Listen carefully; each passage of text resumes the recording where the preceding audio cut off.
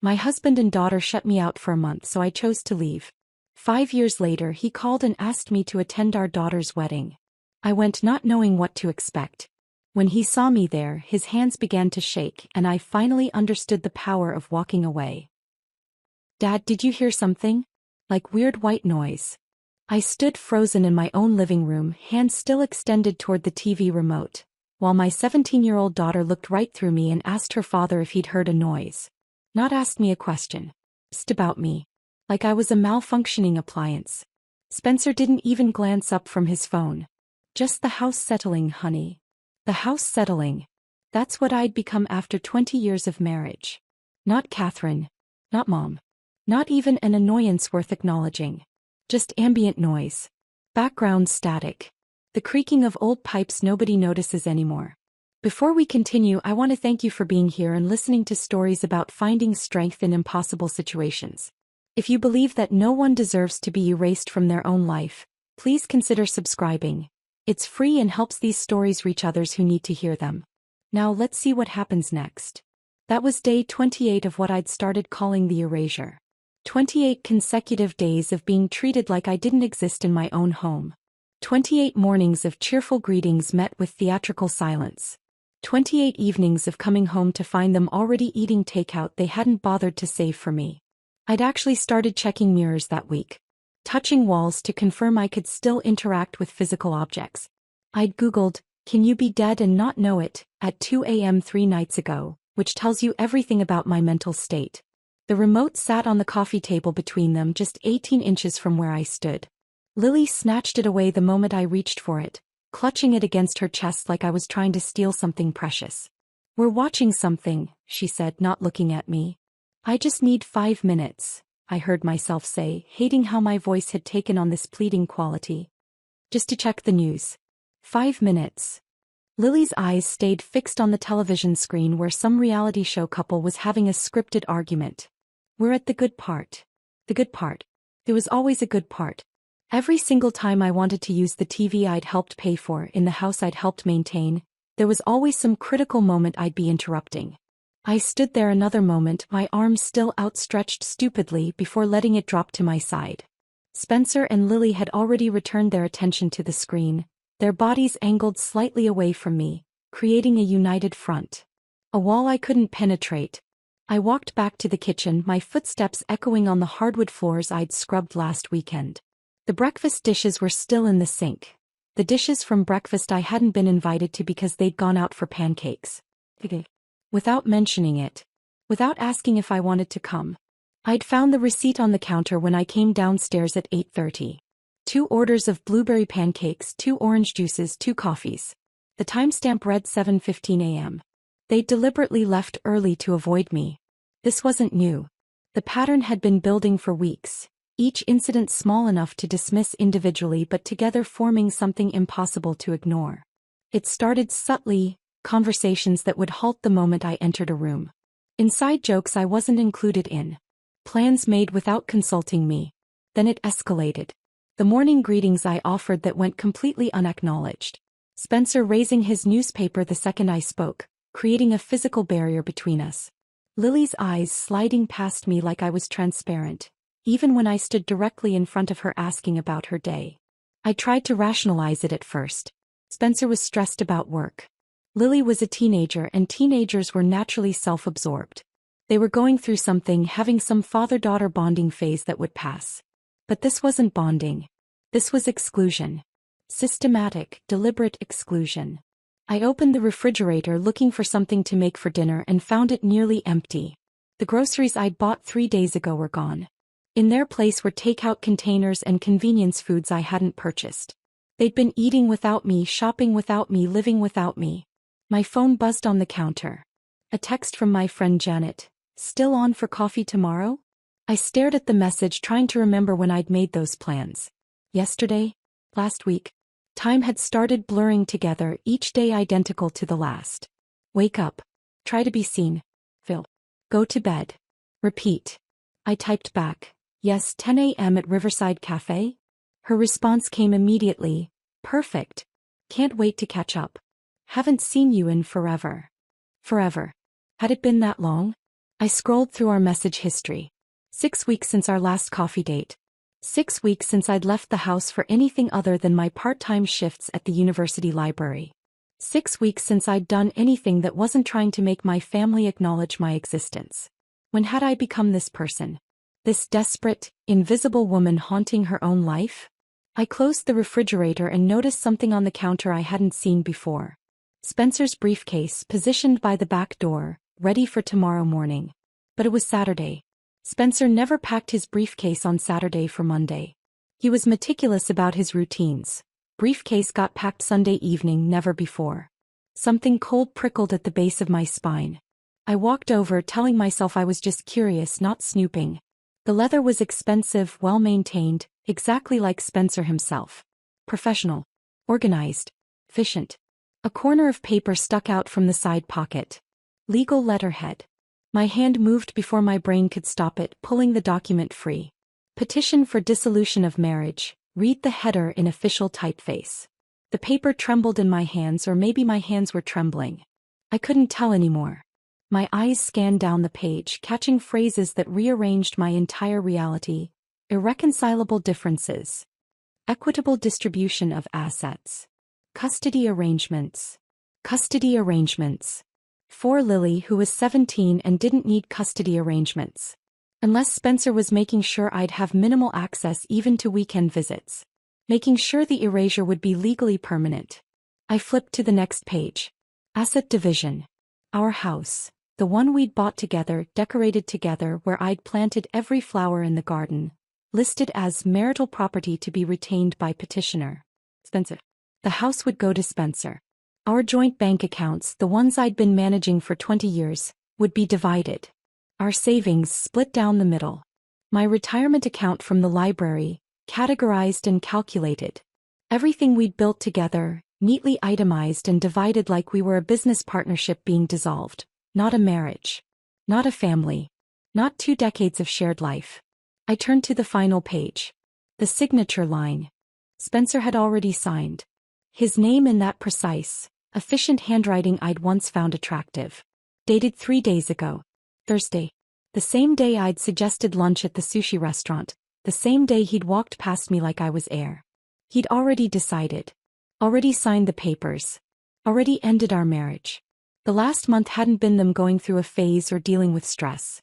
It had been them waiting for me to break, waiting for me to leave, making conditions so unbearable that I'd do exactly what Spencer wanted without him having to be the bad guy. A sticky note was attached to the signature line. 3 words in Spencer's handwriting. Sign here.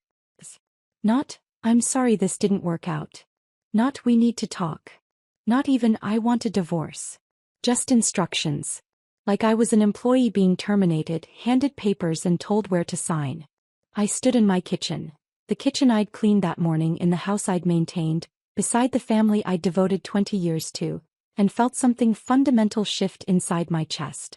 Not breaking. Hardening. I wasn't going to sign these papers. Not tonight.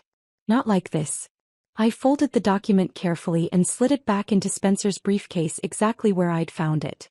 Then I walked upstairs to our bedroom, pulled my old college duffel bag from the closet and began packing. 3 comfortable shirts.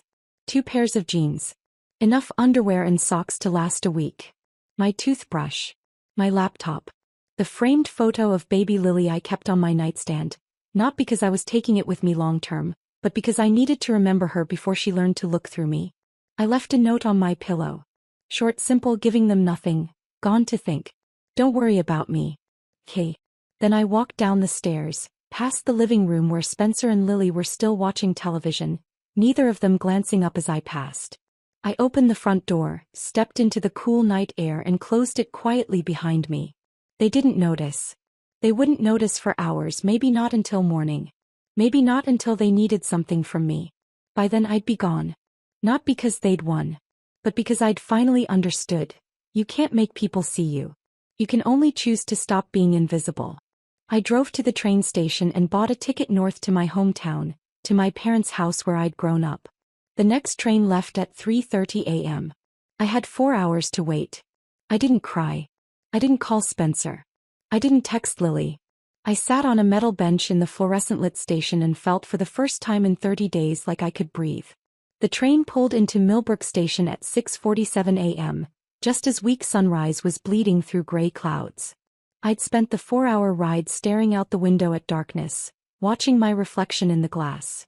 A ghost woman with hollow eyes and a duffel bag, running from a life that had already finished running from her. My father's house sat 3 blocks from the station, the same 2-story colonial where I'd grown up, where my bedroom walls still probably had thumbtack holes from teenage posters. I walked slowly, my bag feeling heavier with each step, not from its contents but from what it represented. 43 years old and moving back home like a college dropout. The porch light was on. Dad's habit never turned off until full daylight. I stood at the door for a solid minute before ringing the bell, rehearsing explanations that all sounded equally pathetic. My father answered in his ancient terry cloth bathrobe, the blue one Mom had been threatening to throw away for a decade. His hair stuck up at angles that defied physics, and he squinted at me through glasses he'd clearly just shoved on his face. "Catherine." His voice was rough with sleep and confusion. "What in God's name are you doing here at this hour?" I held up my duffel bag. It was all the answer I could manage without my voice breaking. Come in, come in." He stepped aside, ushering me into the living room that hadn't changed since 1995. Same floral couch Mom had reupholstered twice. Same family photos on the mantel. Same safe, unchanging space where the worst thing that ever happened was a broken lamp or a bad report card. "Harold." Mom's voice drifted down from upstairs, alert despite the early hour. Retired school principals never really lost the ability to wake at the first sign of something wrong. "Who's at the door at this ungodly hour?" "It's Catherine, Eleanor. He's visiting." Pause. A long one. I could practically hear Mom's brain cataloging the implications. Catherine unannounced at dawn with luggage. "I'll be right down." Dad guided me to the couch, took my bag, set it by the stairs. "I'll make coffee," he said, which was his default response to any crisis. "Heart attack. Coffee. Car accident. Coffee. Daughter showing up fleeing her marriage. Coffee." I sat on that floral couch and felt something inside me finally unlock. My hands were shaking. Not from cold or fear but from the simple fact that someone had opened a door for me. Someone had said my name and looked directly at me while saying it. "They've been pretending I don't exist," I said when Dad returned from the kitchen, not bothering with preamble. "Spencer and Lily. For a month. Like I'm furniture. Like I'm..." My voice cracked. "Like I'm the house settling." Dad's face did something I'd rarely seen. It cycled through confusion, then understanding, then quiet, dangerous fury. The kind of anger that doesn't explode but burns steady and hot. He'd been a civil engineer for 40 years, a man who solved problems with math and logic, but in that moment he looked like he wanted to solve Spencer with his fists. "How long?" he asked. 30 days. I counted. He nodded slowly, processing. "And you left." I found divorce papers. He'd already signed them. Just left them for me to find with a sticky note telling me where to sign. "That son of a..." He stopped himself, glanced toward the stairs where Mom's footsteps were approaching. "That's not how you end 20 years. Apparently it is." Mom appeared in the doorway wearing her quilted robe, her gray hair in the braid she'd slept in for as long as I could remember. She looked at me, then at Dad, then back to me, and I watched her retired principal assessment skills kick in. "I'll make breakfast," she said. "Catherine, you look half-starved." "Harold, set the table." That was Mom. Crisis management through routine and food. 20 minutes later, I sat at their kitchen table. The same table where I'd done homework and eaten family dinners and announced I was marrying Spencer 20 years ago. Mom set down a plate of scrambled eggs, toast, fresh fruit, and homemade scones that she must have baked yesterday. She poured coffee, sat down across from me, and delivered her assessment with the same unflinching honesty she'd used on struggling students for 4 decades. "You've been disappearing for years, haven't you? Not just this month." I opened my mouth to protest, to defend myself, but she held up one hand. "Your Christmas cards used to be full of stories, Catherine. Little anecdotes about Lily, funny things Spencer said, your thoughts on books you'd read. The last few years they've been generic grocery store messages with just signatures. Your voice on our phone calls has sounded flat, mechanical. You stopped mentioning your own needs or interests. Everything was always Spencer thinks or Lily wants." Each observation landed like a small stone, building into something I couldn't ignore. You turned yourself into wallpaper, honey. Mom's voice softened but didn't lose its edge. And wallpaper eventually gets painted over. The truth of it stung worse than any accusation. He was right. I'd been slowly erasing myself for years, making myself smaller and quieter and more convenient, thinking that's what good wives and mothers did. By the time Spencer and Lily started actively ignoring me, I'd already done most of the work for them. I don't want you signing those divorce papers, Mom continued. Not yet. Not until you figure out what you actually want, not what Spencer wants from you. And you're staying here at least 3 months. No rushing into decisions from a place of pain. Mom, I can't stay here for 3 months. I have a job. You have a part-time library position that will understand you taking personal leave. What else do you have, Catherine? Really? I stared at my eggs, unable to answer. What did I have? A house I'd be lucky to keep half of. A daughter who called me white noise. A husband who'd rather I didn't exist. 3 months, Mom repeated firmly. Promise me. Okay, I whispered. 3 months. Dad reached across the table and squeezed my hand. For the first time in months, I was somewhere people actually saw me. Even if the scene came with uncomfortable truths. The next evening, I was helping Mom organize her garden shed when a car pulled into the driveway. I didn't recognize the silver Honda until my younger brother Marcus climbed out, carrying bags of Chinese takeout. Mom called you, I said, not bothering to make it a question. Mom called me, he confirmed, walking over and pulling me into a hug that smelled like chalk dust and acrylic paint. Drove 4 hours. You're welcome. Marcus was 38, taught high school art, and had gone through his own divorce 3 years ago. We sat on the back porch with containers of fried rice and lo mein, the spring evening cooling around us. Want to hear about my marriage? Marcus asked, stabbing at his food with chopsticks. Not particularly. Too bad. You need to hear this. He set down his container and looked at me directly. My ex-wife spent 5 years making me feel like my teaching job wasn't real work. Like I was playing with crayons while she had an actual career. My hobbies were childish. My friends were immature. My interests were a waste of time. I kept shrinking myself, trying to be what she wanted, avoiding conflict. By the end, there was nothing left to shrink. I recognized the pattern immediately. You know what I learned? Marcus continued. The person who makes you feel invisible is showing you exactly how much they value you. Believe them. Don't waste time trying to prove your worth to someone who's already decided you don't have any. So I should just give up on my marriage? I'm saying maybe you're not running away from your marriage. Maybe you're running toward yourself. He pulled out a small notebook, the kind he used for sketching, and drew a simple timeline. Who was Catherine before she met Spencer? What did she like? What made her laugh? What were her dreams? I stared at the blank timeline, realizing I couldn't remember. That version of Catherine had dissolved so completely I couldn't even recall her outline. 3 months, Marcus said. Mom told me her terms. Use that time to find her again. The Catherine before. See if she's someone worth being. After Marcus left, I went up to my childhood bedroom.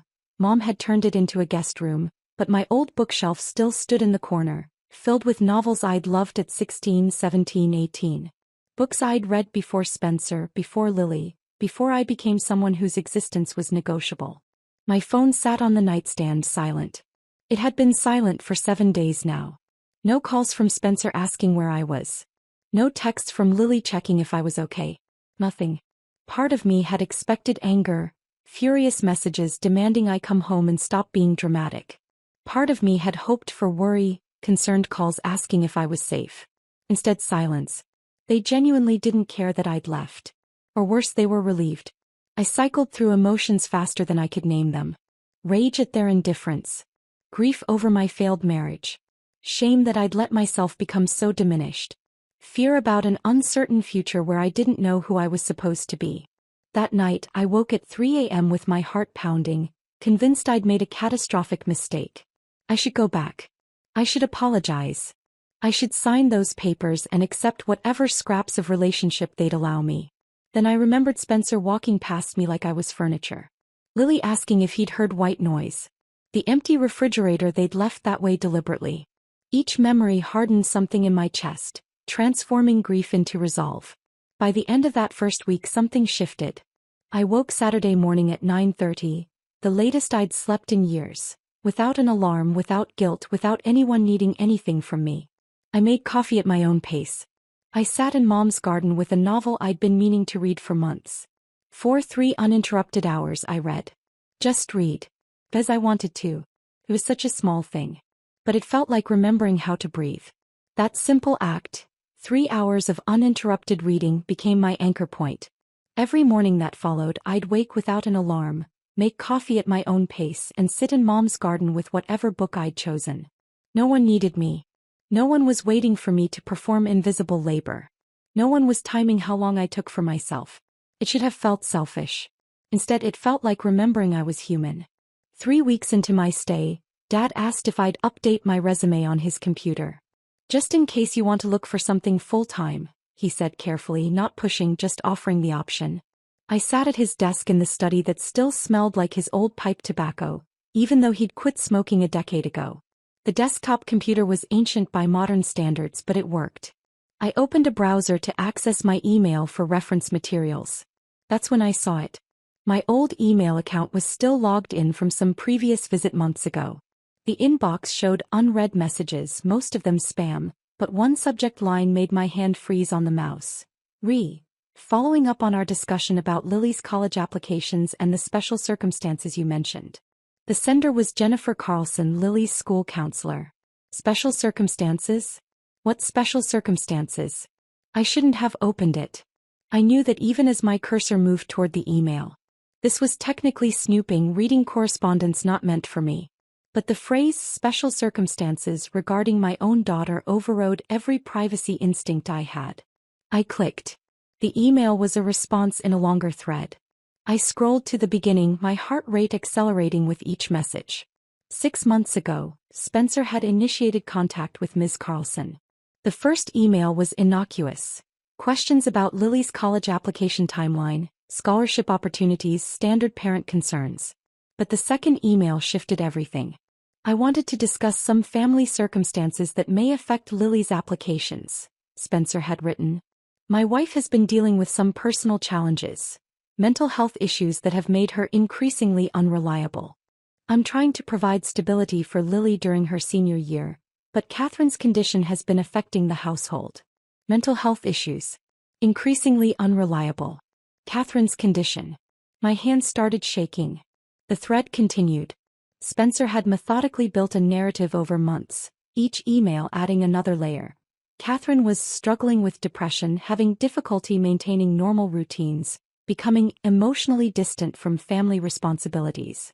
He positioned himself as the heroic parent holding everything together, managing both his demanding career and Lily's needs while his wife fell apart. Ms. Carlson's responses were sympathetic, supportive. She praised Spencer's dedication. She suggested resources for families dealing with mental illness. She assured him that Lily's college applications could note the challenging family circumstances to explain any inconsistencies in her academic record. I kept scrolling, each message making me feel sicker. There was no challenging family circumstance. There was no mental breakdown. There was just Spencer systematically destroying my reputation to school officials, creating a paper trail that painted me as unstable, unreliable, essentially abandoning my parental duties. And he'd started this 6 months ago, 2 months before the erasure even began. This wasn't reactive cruelty. This was premeditated. I printed every email, my hands trembling so badly I could barely load paper into the printer. Then I did something I hadn't done since leaving. I logged into our joint bank account. I'd been managing our finances for 20 years. I knew every account number, every password, every automatic payment. I'd handled it all while working part-time at the library, somehow making Spencer's corporate salary and my modest income stretch to cover mortgage, bills, Lily's expenses, everything. The login screen appeared. I typed the password, expecting it to fail. Surely Spencer had changed it after I left. But it worked. He hadn't even bothered to lock me out. Why would he? I was already gone. The account summary loaded and my stomach dropped. The balance was $3,847. 3 months ago it had been $31,000. I pulled up the transaction history, watching our savings evaporate in a pattern of transfers. Small amounts at first, $200 to an account I didn't recognize. Then $500. Then $1,000. The transfers escalated over 8 months, always to the same external account, S. Whitmore Personal Banking. Spencer had opened a separate account in only his name and had been systematically moving our joint money into it. I calculated quickly. Over 8 months he'd transferred nearly $28,000. The photographer for Lily's birthday party, $300, paid from joint funds 1 week before a $3,000 transfer to his personal account. The expensive dinners I was never invited to, all paid from our joint money, then equivalent amounts moved to his private account days later. He'd been deliberately depleting our shared resources while building his own separate financial cushion, ensuring that when I left I'd have almost nothing. The timeline was damning. The money transfer started 8 months ago. The emails to Lily's counselor started 6 months ago. The systematic ignoring campaign started 4 months ago. The divorce papers appeared 3 weeks ago. This wasn't spontaneous. This wasn't a marriage falling apart. This was planned demolition. My phone rang, making me jump. Patricia's name appeared on the screen. My supervisor from the university library. Catherine. Her voice was careful, uncomfortable. I need to tell you something and I really hope you won't shoot the messenger. What's wrong? Spencer called the library yesterday. He said you were experiencing some personal difficulties and needed extended leave for health reasons. Patricia paused. He implied, without saying it directly, that you were having some kind of breakdown. He even suggested that we might want to consider your position unstable for long-term planning. The room tilted slightly. He what? I thought it was strange. You've worked here for 12 years, Catherine. You've never missed a deadline, never called in sick without good reason, never given me any indication of instability. So I'm calling to verify. Are you okay? Is there something I should know? I'm fine, Patricia. I'm more than fine. My voice was steadier than I felt. Spencer and I are separated. I'm staying with my parents while I figure things out. But I'm not having a breakdown and I fully intend to return to work when I'm ready. That's what I thought. Patricia's tone shifted, becoming more direct. Catherine, I've seen this before. My sister went through something similar. Her ex-husband tried to destroy her professionally before their divorce, building a case that she was unreliable so he could argue for full custody and reduced alimony. I wanted you to know what Spencer's doing because this feels like someone building a case for something. After we hung up, I sat staring at the computer screen, at the printed emails, at the bank statements spread across Dad's desk. Pieces were clicking together into a picture I didn't want to see but couldn't ignore. Spencer had been planning my exit for at least 8 months, possibly longer. He'd been moving money, crafting a narrative of my instability, poisoning my relationship with Lily, contacting my workplace to damage my professional reputation.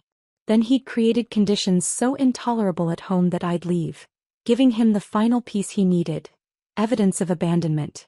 If this went to court, what would it look like? A mother who'd left her family without warning. A mother with no money because she'd been too unstable to notice her husband draining their accounts. A mother whose own daughter's school counselor had documented her mental health challenges and unreliability. A mother whose employer had been warned she might be too unstable for continued employment. Spencer would win everything. The house, full custody of Lily despite her being nearly 18, minimal alimony because I was employable, but had abandoned my family. And I'd be left with nothing. No credibility, no money, no relationship with my daughter, no professional reputation. I heard the back door open. Marcus had come for his daily visit, another bag of takeout in hand. He found me in the study, surrounded by evidence of my husband's systematic destruction of my life. Kat, you okay? He set down the food and came closer, seeing my face. What happened? I showed him everything. The emails. The bank transfers. Patricia's call. I watched my brother's expression shift from concern to anger to cold calculation. Marcus had always been the artistic one, the dreamer, the one who taught teenagers about color theory and perspective. But right now his brain was working like an engineer, organizing information into patterns. He pulled out a notebook and started creating a timeline, writing dates and events in his neat teacher's handwriting. 8 months ago, money transfers begin, he wrote. 6 months ago, emails to school counselor start. 4 months ago, Systematic ignoring campaign begins. 3 weeks ago, divorce papers appear. He drew lines connecting the events, then looked up at me. This isn't spontaneous cruelty, Kat. This is calculated destruction. He's been planning this for months, maybe longer. Marcus tapped his pen on the timeline. He was creating conditions so intolerable that you'd leave. Then he'd have evidence of abandonment, plus a narrative that you're unstable. In any custody or financial dispute, he'd win easily. I'd thought Spencer was cruel. I'd thought he'd fallen out of love and handled it badly. I'd thought the ignoring campaign was about him being selfish or emotionally stunted. But this was something else entirely. This was a man dismantling his wife's entire life with corporate efficiency, ensuring she'd leave with nothing. No credibility, no money, no relationship with her daughter, no reputation. Building a case, brick by brick, that would justify taking everything while making it look like I'd abandoned them. What do? I asked Marcus, my voice barely above a whisper. He looked at me with an expression I'd never seen on my artistic, gentle younger brother's face. It was the look of someone who'd been through his own demolition and survived. You don't sign those papers. You document everything. You build your own case. And you get a lawyer who specializes in cases like this, because Spencer just made a critical mistake. What mistake? He assumed you'd never figure it out. He assumed you'd stay broken. Marcus smiled, but it wasn't a kind smile. He forgot that invisible women see everything. Marcus's words hung in the air between us. He forgot that invisible women see everything. I looked down at the evidence spread across Dad's desk. Printed emails, bank statements, Patricia's warnings scribbled on notepaper. 8 months of systematic destruction, documented and undeniable. I'm not signing those papers, I said, the decision crystallizing as I spoke it aloud. Marcus nodded, unsurprised. Good. What else? I'm not responding to Spencer at all. No explanations, no confrontations, nothing. The plan was forming as I articulated it, each piece clicking into place with startling clarity. He thinks I'm broken. He thinks I ran away to fall apart somewhere. Let him keep thinking that. You're going underground, Marcus said, understanding immediately. Healing while he gets comfortable. Exactly. I started gathering the documents into a folder. Comfortable people make mistakes. I need him to believe he's already won. That night I opened a new bank account at a local credit union, one with no connection to our old bank. I transferred the modest balance from my personal account, money from my library paychecks that Spencer hadn't managed to access. It wasn't much, but it was mine. Dad appeared in the doorway of the study, reading glasses perched on his nose. You're documenting everything? Everything, I confirmed. He sat down at the desk, pulling the bank statements toward him with the methodical precision of someone who'd spent 40 years making numbers tell stories. Let me show you something. For the next hour, my father, retired accountant, crossword puzzle enthusiast, man who'd taught me to balance a checkbook at age 12, walked me through exactly how much Spencer had taken and how to protect what little remained. He was smart about it, Dad admitted grudgingly. Small transfers, irregular timing, nothing that would trigger automatic fraud alerts. But he made one critical error. What? He left a pattern. Courts don't like patterns. They suggest intent. Dad created a spreadsheet, organizing every transfer by date and amount. We'll need copies of everything. Statements, emails, documentation of his contacts with the school and your employer. Build a timeline that shows premeditation. Mom joined us with tea in her old principal's network. I called Margaret Chin. She retired from Lincoln High 3 years ago, but she was there for 35 years. She remembers you from when you volunteered in Lily's elementary classes. Mom set down the tea with quiet determination. She's writing a character reference. So are Beth Garrison and Tom Fletcher. All people who knew you as a parent, as a volunteer, as someone reliable and present. I looked at my parents. Both in their 70s, both supposed to be enjoying retirement, both now weaponizing their professional expertise to help their daughter survive a predator in a business suit. Thank you, I whispered. Don't thank us, Mom said firmly. You're our daughter. We protect our own. 6 weeks after I'd arrived with nothing but a duffel bag and shattered dignity, my phone rang with an unfamiliar number. I almost didn't answer. Spencer had been calling from blocked numbers occasionally, leaving voicemails I deleted without listening to. But something made me pick up. Catherine Whitmore? The voice was professional, female, warm.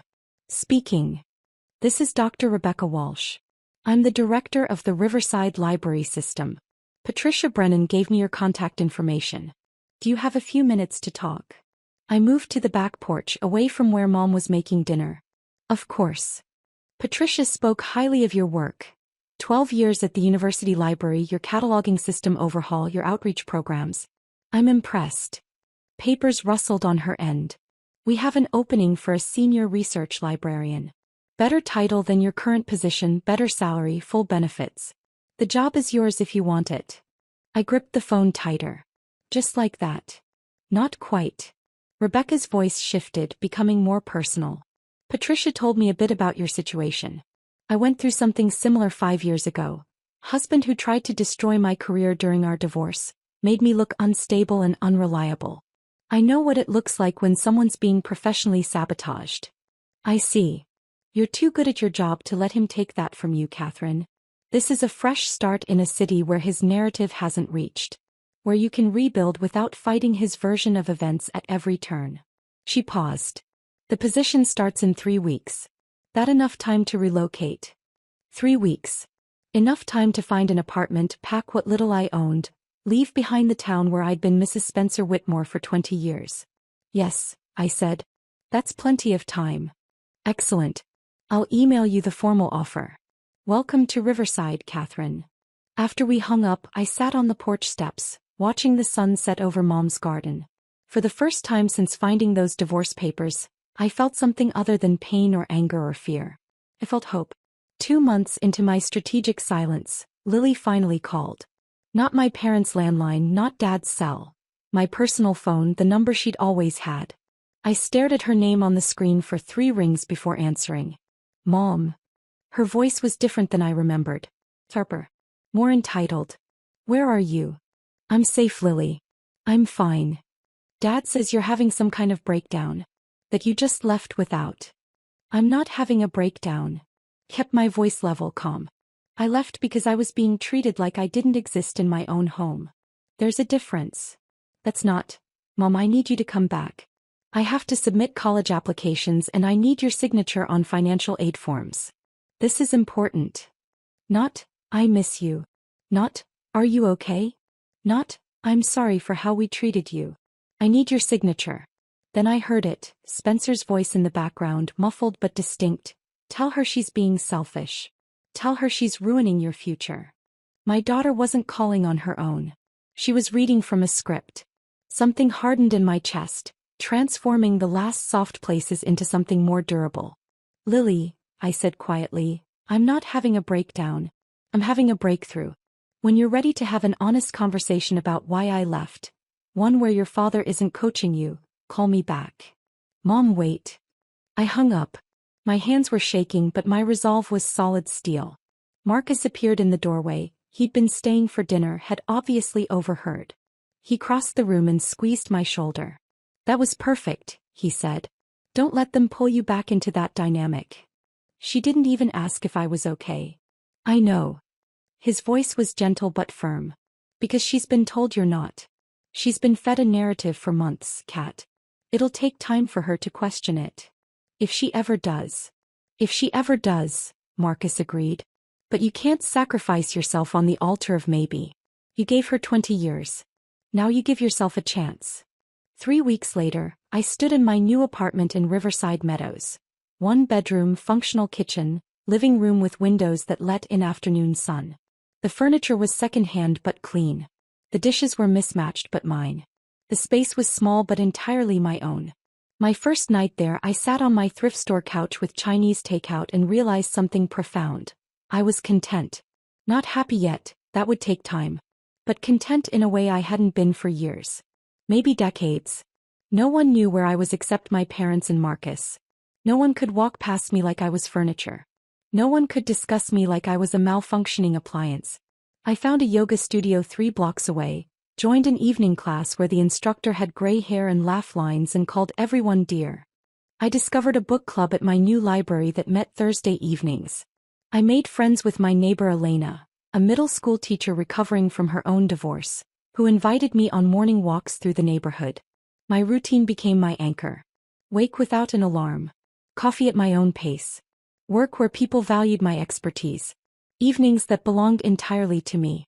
Weekends for farmers markets, hiking trails, documentary films at the independent cinema downtown.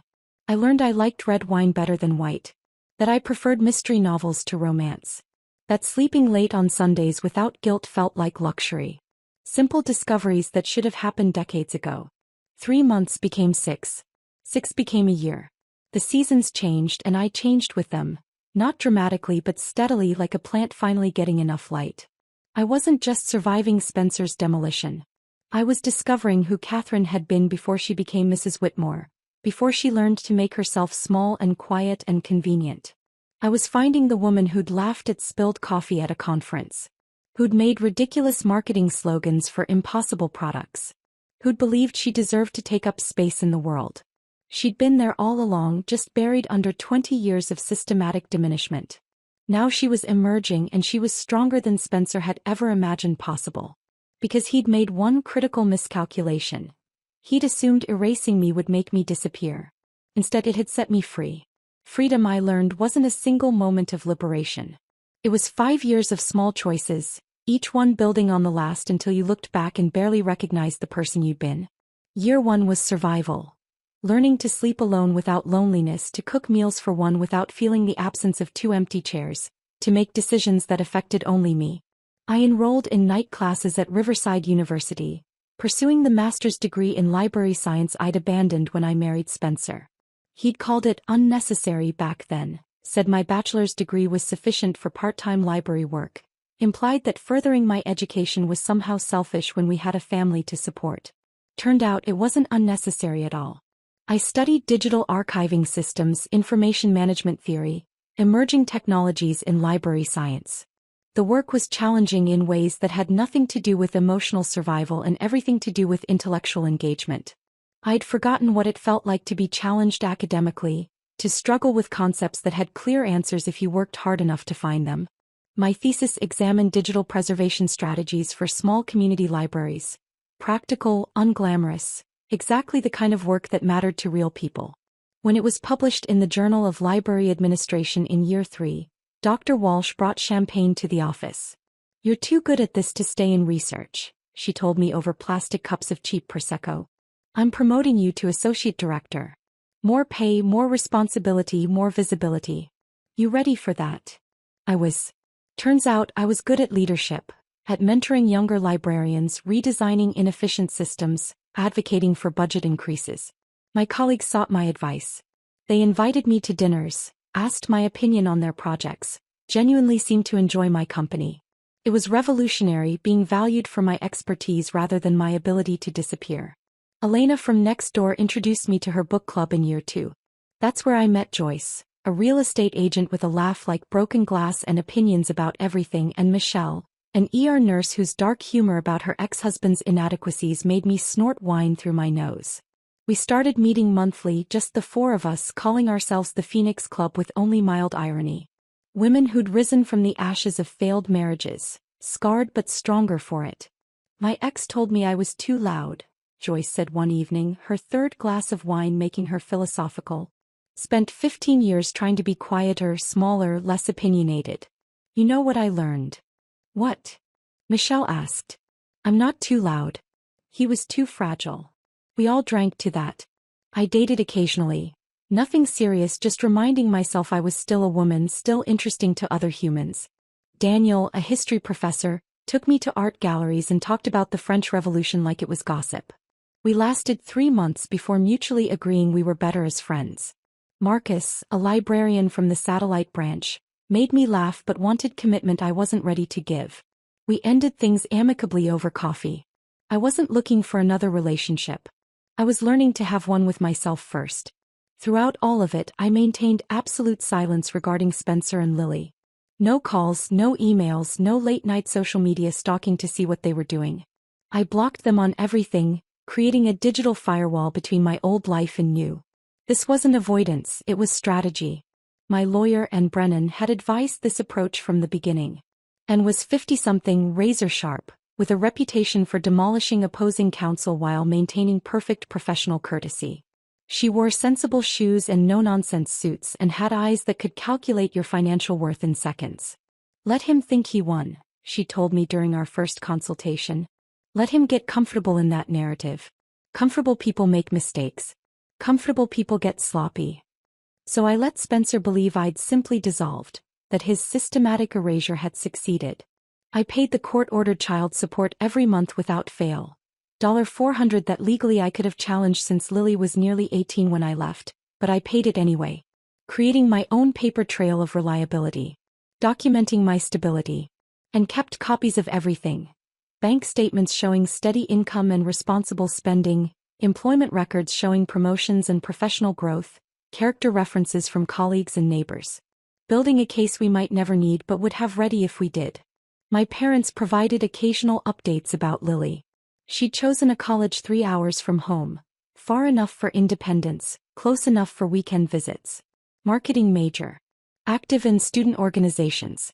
Dating someone seriously by her sophomore year. Each update felt like a small knife between my ribs, but I maintained silence. I couldn't force Lily to see the truth. I could only ensure that if she was ready to hear my side, I'd still be here. Her 18th birthday passed without contact.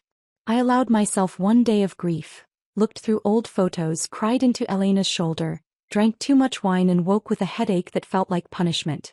Then I got up and kept moving forward. By year 3, something unexpected happened. I realized I liked my life. Not tolerated it. Not managed it. Actively liked it. I traveled to conferences in Chicago, San Francisco, Boston. Cities I'd always wanted to visit but never had time for when I was busy maintaining a household that didn't want me. I walked through museums alone, ate at restaurants alone, discovered I enjoyed my own company. I took a pottery class at the community center and was terrible at it. Every bowl I made looked vaguely drunk, listing to one side. But I loved the meditative quality of working with clay, the way you could smooth out imperfections with wet fingers. I experimented with cooking, trying recipes that only needed to please me. Discovered I loved Thai food spicy enough to make my eyes water. That I preferred documentaries to sitcoms. That sleeping late on Sundays without guilt felt like luxury I'd never known existed. I started keeping a journal, processing my marriage with increasing clarity. Reading back through entries from year 1 to year 3, I could track my own evolution. From broken woman questioning her worth to someone recognizing Spencer's systematic abuse for what it actually was. One entry from year 4 caught my attention. Spencer's cruelty saved my life. If he'd been merely neglectful, ordinarily unhappy, gradually distant, I would have stayed forever trying to fix things. But his calculated erasure was so extreme, so deliberate, that leaving became my only option for survival. He freed me by trying to destroy me. How's that for irony? I realized something profound that year. I didn't miss my marriage. I missed the idea of what I'd thought my marriage was supposed to be. The fantasy I'd constructed in my head that had never actually existed. The reality had been 20 years of slowly shrinking myself, making myself smaller and quieter and more convenient, until there was almost nothing left to shrink. Spencer hadn't suddenly become cruel. He'd always been this way. I'd just been too invested in the fantasy to see it clearly. Year 5 arrived quietly. I was 48, owned no property, had modest savings, a job I loved, friends who actually wanted to spend time with me. My life wasn't impressive by external standards. No fancy house, no impressive title, no Instagram-worthy highlights. But it was mine. Completely authentically mine. That Tuesday evening in late April, I was heating tomato soup and debating between the ocean documentary I'd been saving or mindless cooking competition shows when my phone buzzed. Unknown number. Probably spam about extended car warranties or duct cleaning services. But something, instinct, curiosity, fate made me answer. "Hello, Catherine." Spencer's voice. After 5 years of silence, suddenly in my kitchen through this small rectangle of glass and circuits. Every muscle in my body went rigid. My first instinct was to hang up immediately, block the number, maintain the careful separation I'd built. But curiosity overrode self-protection. "I'm here," I managed, my hand gripping the counter edge. He sounded different. Older maybe. Uncertain in a way I'd never associated with Spencer Whitmore, who'd always known exactly what he wanted and how to get it. I I wasn't sure if this was still your number. It is. I didn't elaborate. Didn't tell him I'd kept it specifically hoping Lily might call someday. Didn't give him anything. Awkward pause. I heard background noise, voices, music, movement. He wasn't alone. How have you been? The question was so absurd I almost laughed. 5 years of systematic destruction, of silence, of treating me like I'd never existed, and now he wanted to know how I'd been? Fine, I said flatly. Why are you calling, Spencer? He took a breath, the kind people take before difficult announcements. Catherine, Lily is getting married. The words hit like physical impact. My little girl, not little anymore. 22 years old. Getting married to someone I'd never met, at a wedding I'd never be invited to, living a life I knew nothing about. Married, I repeated because my brain needed a moment to process. Yes. To a wonderful young man named James Morrison. They met in college, been together 2 years. The wedding is next month. Next month. She'd been engaged for who knows how long, planning this wedding, choosing flowers and venues and dresses, and I was learning about it through a phone call 5 weeks before the ceremony. I hope she's happy. She is. Catherine.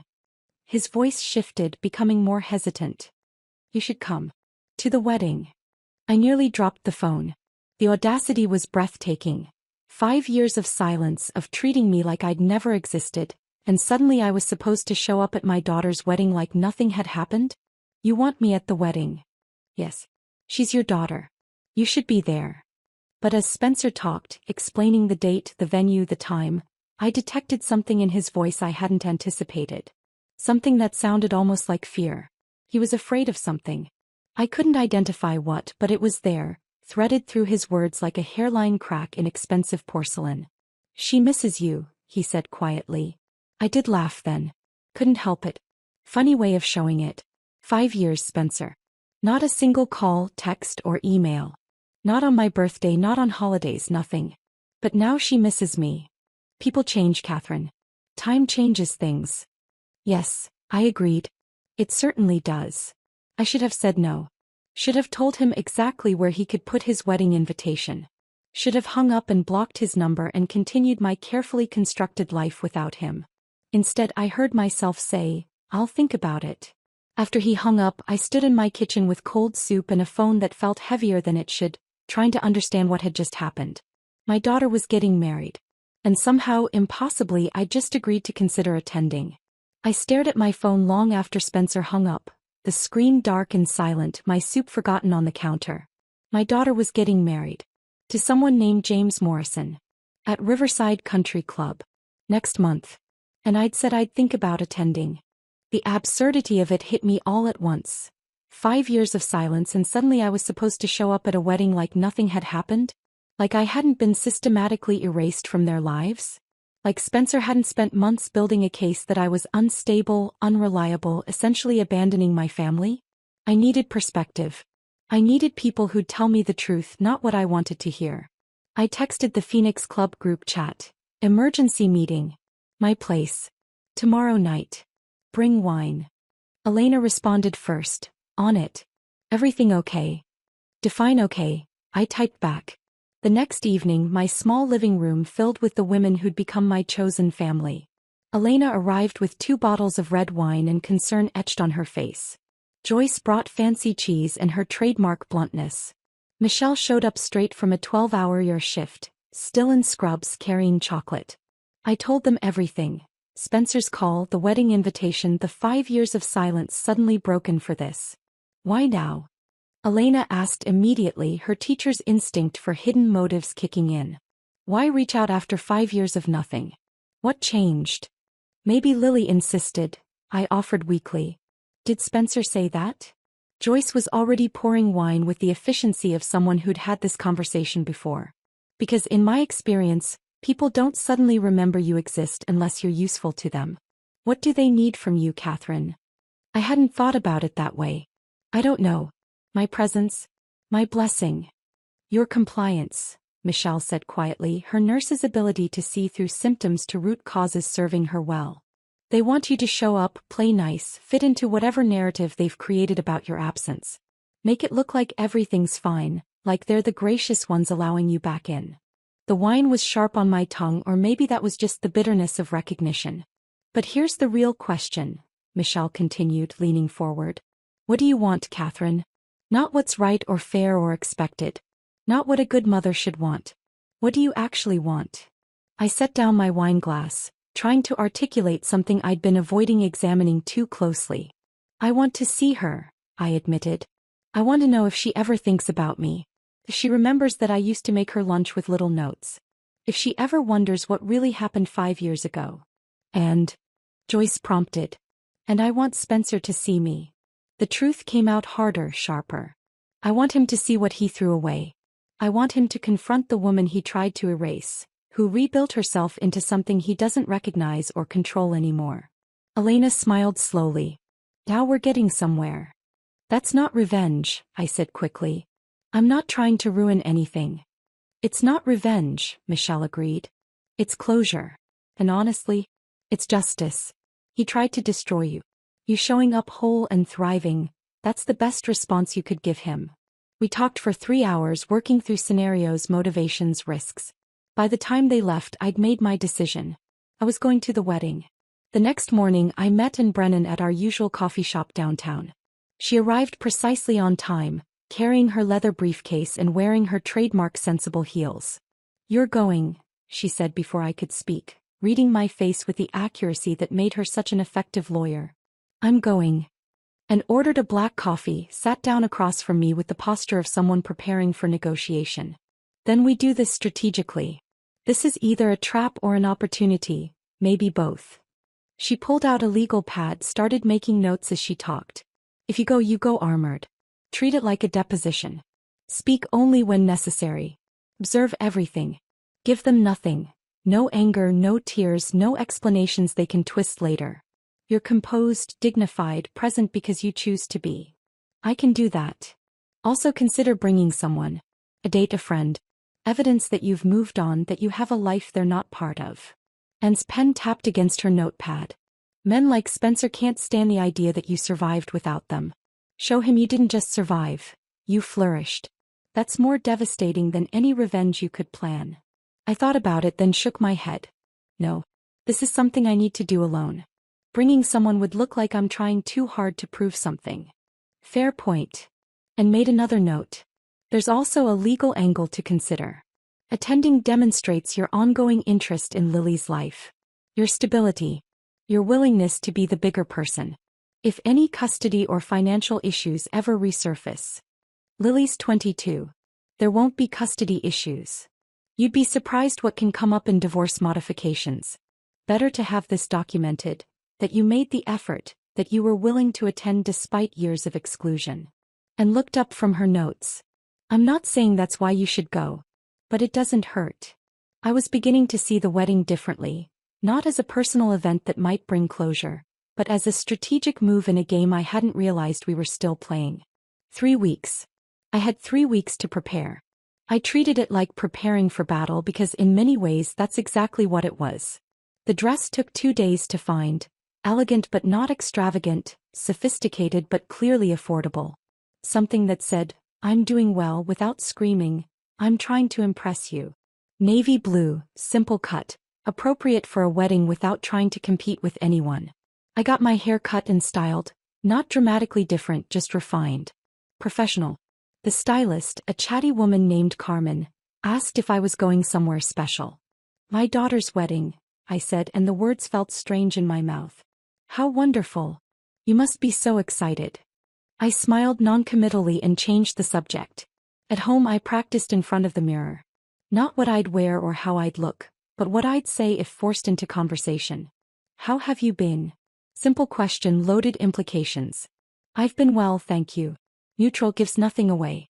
Where have you been? Slightly accusatory. I've been building a life for myself. And you? Turn it back, don't explain. Why did you leave? Direct confrontation. I left because I was being treated like I didn't exist. I chose to exist elsewhere. Truth without anger. I ran through scenario after scenario. Lily confronting me at the reception. Spencer trying to play victim to his new in-laws. Meeting James and his family, who'd probably been told some version of the unstable mother story. Stay calm. Maintain boundaries. Refuse to be drawn into drama. Elena called 3 times offering to attend as support. You don't have to do this alone, Catherine. I know. But I need to. Why? Because showing up alone proves I don't need anyone to validate my existence. I'm there because I choose to be, not because someone's holding my hand. The night before the wedding I couldn't sleep. I laid out my dress, checked my car for gas, made sure I knew the exact route to Riverside Country Club. Then I did something I hadn't done in 5 years. I pulled out old photo albums from the box I'd brought when I moved. Pictures of Lily as a baby, chubby-cheeked and grinning. As a toddler with paint in her hair from an art project gone wild. At 7, missing her front teeth, holding up a spelling bee trophy. I let myself feel it. The grief of missing years, the ache of memories that belonged to someone I used to be. The loss of watching my daughter grow into adulthood, of being excluded from college visits and boyfriend introductions and engagement celebrations. I cried for about 20 minutes, then put the photos away. Tomorrow wasn't about reclaiming the past. It was about facing it with dignity intact. The morning of the wedding arrived with perfect spring weather. Sunny, warm, the kind of day that made weddings look like magazine spreads. I woke at 6, too anxious to sleep, moving through my morning routine with mechanical precision. Coffee. Toast I couldn't taste. Shower. Careful application of makeup that enhanced without announcing itself. The navy dress that fit perfectly. Modest jewelry. Comfortable but elegant shoes. I looked in the mirror and saw a woman who'd survived something that should have destroyed her. Who'd rebuilt from nothing into something solid and real. Good enough. The drive to Riverside Country Club took 40 minutes on highways lined with flowering trees, nature providing free wedding decorations. I used the time to breathe, to center myself with techniques from yoga classes I'd been taking for years. I reminded myself with each breath, I don't need anything from these people. Not forgiveness. Not reconciliation. Not understanding. I'm attending because Lily is still my daughter, because I refuse to be erased from this milestone, because showing up is more powerful than hiding. The country club appeared like something from a wealth magazine. Marble columns, professionally landscaped grounds, valet parking for luxury vehicles that cost more than my annual salary. I drove past the valet, finding a regular parking spot at the edge of the lot where my 10-year-old sedan wouldn't look quite so out of place.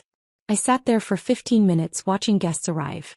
Women in designer dresses and men in expensive suits. Everyone looking like they belonged to this world of country clubs and destination weddings and trust funds. I didn't belong here.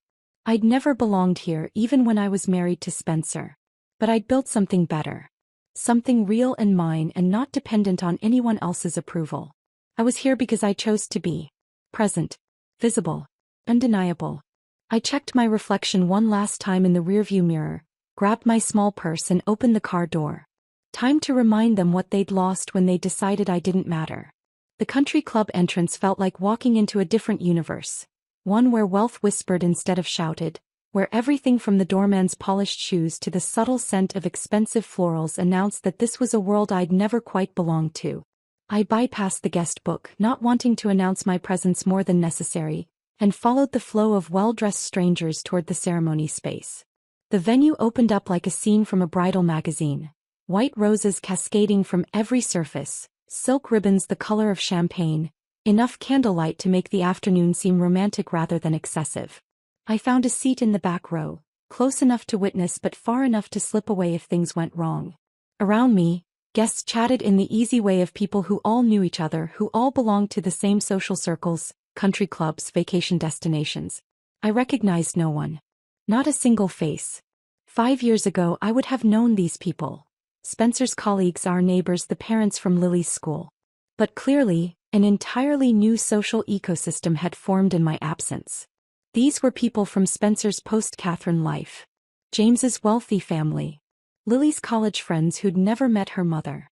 The evidence of my complete erasure was everywhere I looked. A string quartet began playing, something classical and emotional that I didn't recognize. Guests quieted, stood, turned toward the back entrance. The procession started with bridesmaids in sage green dresses, then groomsmen in perfectly tailored suits, then flower girls scattering petals with varying degrees of cooperation. Then Lily appeared. My breath caught painfully in my chest. She was breathtaking. Not just pretty or lovely. genuinely stunning in a way that momentarily stopped time. The dress looked handcrafted by angels. All delicate lace and precise tailoring that probably cost more than 6 months of my salary. Her dark hair was swept up elegantly, her makeup perfect, her smile radiant as she held her father's arm. Spencer looked exactly like what he was. Successful, distinguished, the proud father of the bride. His suit was impeccable, his posture confident, his expression the right mix of joy and bittersweet emotion at giving away his daughter. They started down the aisle together, and I felt the full weight of 5 missing years compress into this single moment. I'd missed so much. College tours and boyfriend introductions. The engagement announcement. Dress shopping and cake tastings and all those mother-daughter moments I'd imagined having someday. They'd taken it all from me. Or I'd lost it. Depending on whose narrative you believed. Then Lily's eyes found mine. The shock on her face was extraordinary. Pure disbelief mixed with something that looked almost like seeing a ghost. Her stride faltered mid-step, disrupting the careful procession rhythm. Her mouth opened slightly, her grip on Spencer's arm tightening. She turned to Spencer, whispered something urgent that I couldn't hear from my distance. Spencer's head turned slightly, following her gaze until his eyes landed on me. That's when I saw it happen. Spencer's hands began to shake. Not a subtle tremor. A visible, uncontrollable shaking that he tried desperately to hide by gripping Lily's arm tighter. His face went pale beneath his tan, his composed expression cracking like fine porcelain under pressure. Several guests in the front rows noticed, exchanging concerned glances and whispered questions. Spencer tried to steady himself, taking a breath and resuming the walk down the aisle, but the shaking continued. He hadn't expected me to actually come. He'd invited me thinking I'd refuse, giving him the moral high ground of, we invited her but she chose not to attend. Or maybe Lily had insisted, and he'd called assuming 5 years of silence meant I'd disappeared completely from her life. But here I was. Present. Composed. Whole. And watching his carefully constructed world tilt slightly off its axis. They reached the altar where James waited, handsome in that generic way of young men from good families, with kind eyes and an expensive haircut. He looked at Lily like she was precious, which counted for something. Spencer released her arm, hands still trembling as he stepped back to his seat in the front row. The officiant began speaking about love and commitment and partnership. Words that should have been beautiful but felt hollow in my mouth after what I'd experienced. I watched the ceremony unfold. The vows, the ring exchange, the reading from Corinthians about love being patient and kind, and felt oddly detached from it all. I wasn't watching Lily and James. I was watching Spencer. He kept glancing back toward my seat, his composure slipping further with each look. His face was a mask of something I was slowly beginning to identify. Fear. Spencer was afraid. Not of me specifically. I posed no physical threat, no legal danger, nothing concrete. He was afraid of what I represented. The woman he'd systematically erased who should have stayed erased. The wife he'd driven away who should have stayed broken and invisible. But here I was, sitting in the back row of his daughter's wedding, wearing a nice dress and calm expression, having rebuilt myself into someone he no longer recognized or controlled. My mere presence was a threat to the narrative he'd spent 5 years building. And in that moment, watching Spencer's facade crack under the weight of confronting what he'd destroyed, I understood something profound. I'd spent 5 years thinking that leaving made me weak. Thinking that I'd failed as a wife and mother by choosing to walk away rather than endure. But I'd been wrong. The real power wasn't in staying and enduring systematic cruelty, trying to fix something that was deliberately broken. The real power was in walking away. In becoming so completely whole without them that your very presence became testimony to their failure. Spencer had tried to erase me and I'd let him think he'd succeeded. Then I'd rebuilt myself so thoroughly that when he finally saw me again, he didn't recognize the woman standing before him. That was power. Quiet, undeniable power. The ceremony concluded with the traditional kiss and the officiant's announcement. I present to you Mr. and Mrs. James Morrison. Guests applauded. The string quartet launched into something joyful. Lily and James walked back down the aisle together, newlyweds glowing with happiness and youth and the confidence of people who'd never been systematically destroyed. As they passed my row, Lily's eyes found mine again. This time the expression was different. Confusion mixed with something that might have been shame. Or maybe anger. Or maybe just the complicated emotion of seeing your mother for the first time in 5 years at your wedding. I nodded once. A simple gesture that encompassed everything I couldn't say aloud. I see you. I came. I was here for your wedding. I'm still your mother even if you've forgotten that. Then they were past me, surrounded by guests offering congratulations and taking photos. As people began moving toward the reception hall, following signs to cocktails and dinner, I stood and quietly walked in the opposite direction, toward the exit. I'd come for the ceremony. That was the commitment I'd made to myself. I had no interest in the reception, in making small talk with strangers who believed whatever story Spencer had told about the unstable mother who'd abandoned her family. I had no interest in pretending I belonged to this world of country clubs and expensive weddings and people who'd watched me be erased without question. I'd done what I came to do. I'd been present. Visible. Undeniable. That was enough. I pushed through the heavy doors into spring afternoon sunshine, the warmth hitting my face like a benediction. As I walked across the parking lot toward my car, I felt something unexpected. Lightness. The weight I'd been carrying for 5 years. The shame, the questions, the wondering if I'd somehow failed, began lifting like fog burned away by sun. I hadn't failed. I'd survived something designed to destroy me. I'd chosen myself when no one else would. And there was no shame in that. I was unlocking my car when I heard footsteps running across pavement. Catherine. Wait. Spencer's voice, breathless and urgent. I turned slowly, deliberately, finding him stopped about 10 feet away. His wedding guest composure was completely shattered.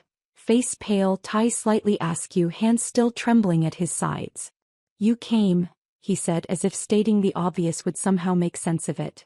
You invited me, I replied calmly. We stood there in the parking lot, two people who'd once promised forever, now strangers with 20 years of complicated history stretched between us like a minefield. I didn't think you actually would, Spencer admitted, his voice cracking slightly. After everything you did to me, you mean? I kept my tone neutral, not angry, just factual. He flinched as if I'd physically struck him. After you systematically erased me from my own life? I continued, each word measured and clear. After you poisoned my relationship with my daughter? After you stole money and destroyed my reputation with carefully constructed lies to her school, to my employer, to anyone who would listen? Which everything are we discussing, Spencer? His face went even paler. Catherine, it wasn't supposed to, things just got out of hand. I almost laughed. No. Things didn't get out of hand. You planned everything. The ignoring campaign. The financial transfers. The emails painting me as unstable. That wasn't spontaneous cruelty or a marriage falling apart. That was calculated destruction. Spencer's expression shifted, shock that I knew, then something that looked almost like shame, quickly buried beneath defensiveness. Catherine, I held up one hand, stopping him. I don't need your explanation. I don't need your apology. I came today because Lily is still my daughter, and I refuse to be erased from her important moments. But I don't belong to your world anymore. I pulled my car keys from my purse, feeling steadier than I'd felt in years. And honestly, I met his eyes directly. I'm grateful. You showed me exactly what I was worth to you. And it made me realize I was worth so much more to myself. I unlocked my car door, leaving Spencer standing there with whatever words he'd planned to say dying on his lips. As I drove away, I didn't look back. I drove away from Riverside Country Club with steady hands and clear vision, leaving Spencer standing alone in that parking lot with whatever words he'd left unsaid. I didn't look back. Not once. The 40-minute drive home took me through the same flowering trees I'd passed that morning, but everything looked different now. Lighter somehow. The late afternoon sun painted the highway gold, and I drove with my windows down, letting spring air wash through the car. I wasn't processing what had happened with pain or regret. It was more like anthropological curiosity, examining artifacts from a life I used to live, trying to understand how I'd ever believed that version of reality was acceptable. I'd loved Spencer once, built a life with him, believed our partnership mattered, that we were a team facing the world together. Now he was essentially a stranger whose systematic cruelty had accidentally set me free. If he'd been merely neglectful, ordinarily unhappy, I might have stayed forever trying to fix something that was designed to stay broken. But his calculated erasure had been so extreme that leaving became my only survival option. So in a twisted way, I owed him gratitude.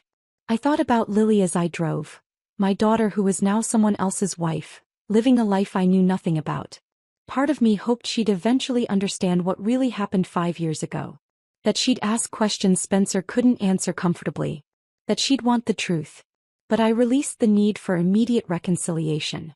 I'd learned something crucial over 5 years of silence. You can't force people to see what they're not ready to see. You can only live your truth so completely that when they're finally ready, the door remains open. If that day came, I'd be here. If it didn't, I'd survive that too. At Riverside Meadows, the sunset colored my apartment red and gold. I parked my sedan in my usual spot, climbed the stairs I walked every day, and unlocked the door to my small, perfect space. The first thing I did was change into soft clothes. Yoga pants and an old university sweatshirt, the kind of comfort uniform that would have been unthinkable in my old life where I always had to be presentable in case Spencer or Lily needed something. I ordered Thai food from my favorite local restaurant, the one where they knew my usual order and always included extra spring rolls. Then I settled onto my second-hand couch, pulled up the ocean documentary I'd been saving, and let David Attenborough's soothing narration wash over me. My phone buzzed halfway through a segment about blue whales. Unknown number. I almost ignored it, but curiosity won. The message was short. Why did you come today? No greeting. No signature. But I knew immediately it was Lily. I stared at those 4 words, reading the accusation underneath. Not, thank you for coming. Not, I'm sorry we haven't talked. Not, can we talk? Just, why did you come today? As if my presence had been an intrusion, a disruption of the carefully constructed narrative where I simply didn't exist anymore. She was angry that I'd shown up. Angry that I'd reminded everyone, her new husband, his family, all those wedding guests, that she had a mother who'd been excluded from her life. I typed several responses and deleted them all. I came because I wanted to see you, to be part of your day even from a distance. Too needy. I came because your father invited me, and I wasn't going to let him control whether I showed up to my own daughter's wedding. Too confrontational. I came because despite everything you're still my daughter and I still love you. True but incomplete. Finally I settled on simplicity. Because you're still my daughter even if you've forgotten I'm still your mother. When you're ready to talk honestly without your father coaching you, I'll be here. I hesitated, then added, I love you, Lily. Always have. Nothing you've done or not done changes that. I sent the message before I could second-guess myself, then turned off my phone completely. Whatever Lily did with that information was her choice now. I'd said what needed saying. The rest was up to her. I ate my Thai food slowly, savoring the familiar flavors while blue whales glided across my TV screen in their ancient migrations. And somewhere in that quiet evening, watching creatures who'd survived millions of years of change and challenge, I had an unexpected realization. I'd gotten my revenge. Not the revenge I'd fantasized about during those early months at my parents' house, when I'd imagined dramatic confrontations where Spencer apologized and Lily recognized the truth and everyone acknowledged how badly I'd been treated. Actual revenge turned out to be so much subtler. So much more powerful. It was in Spencer's shaking hands when he saw the woman he'd tried to erase, now composed and whole. It was in my ability to walk away from that reception without needing anything from them. No explanation, no closure, no validation. It was in building a life so complete that their approval or understanding became optional rather than essential. The best revenge wasn't destruction. Wasn't confrontation. Wasn't making them hurt the way they'd hurt me. The best revenge was becoming so entirely whole without them that their regret became background noise I didn't need to hear. 5 years ago I'd thought I lost everything when I left. My marriage, my daughter, my home, my identity as wife and mother. But I hadn't lost anything. I'd shed it. Like a snake shedding skin that no longer fit, that was restricting growth, that was slowly suffocating the creature underneath. And what I'd gained was infinitely more valuable. Myself. Not the diminished version Spencer and Lily had created. The woman who made herself small and quiet and convenient. Not the generic store-brand Catherine who fulfilled roles without having substance. The real Catherine. The one who'd laughed at spilled coffee at a conference. Who'd made ridiculous marketing slogans. Who'd believed she deserved to exist fully, loudly, completely. She'd been there all along, just buried under 20 years of systematic diminishment. I finished my dinner, cleaned up the containers, and prepared for bed with the calm routine that had become my anchor over 5 years. Tomorrow was Monday. Team meeting at the library in the morning. We were discussing the summer reading program expansion. Book club Wednesday evening. We were reading a mystery set in Iceland that Joyce had recommended. Yoga class Thursday after work with Elena. Weekend hiking plans with the Phoenix Club, exploring a new trail system 2 hours north. My life wasn't dramatic. It wasn't luxurious. It wouldn't make for impressive social media posts. But it was mine. Genuinely, authentically mine. I'd learned to sleep alone without loneliness, spreading out in my bed without wondering when Spencer would come to bed or whether he'd acknowledge my existence. I ate meals I chose without negotiating preferences or dietary restrictions. I made decisions about my schedule, my finances, my friendships that affected only me. I discovered interests I'd forgotten during my marriage. Marine biology fascinated me now. I'd taken an online course about ocean ecosystems. Pottery remained a hobby despite my complete lack of talent for it. I preferred independent films to blockbusters. Saturday mornings at the farmer's market felt like weekly celebration. I had friends who valued my opinion, colleagues who respected my expertise, neighbors who smiled when I passed and asked how I was doing because they genuinely wanted to know. Most importantly, I had myself back. Not the wife Spencer had molded. Not the mother Lily had taken for granted. Just Catherine, full, complicated, interesting, flawed, real. As I turned off my bedroom light, I felt something unexpected. Peace. Not the peace of resolution where everything gets neatly wrapped up and forgiven. Not the peace of reconciliation where broken relationships get mended. The peace of knowing I'd survived something designed to destroy me.